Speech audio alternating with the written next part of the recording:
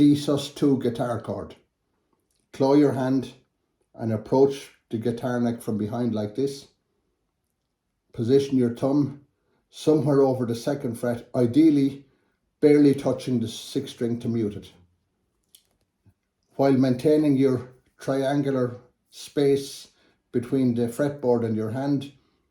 Add your 1st fingertip onto the corner or middle of the 3rd string 2nd fret.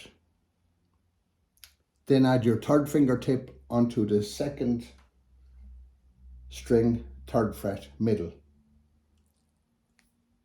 You strum all 6, but 5 sound because the 6th is muted. Dsus2.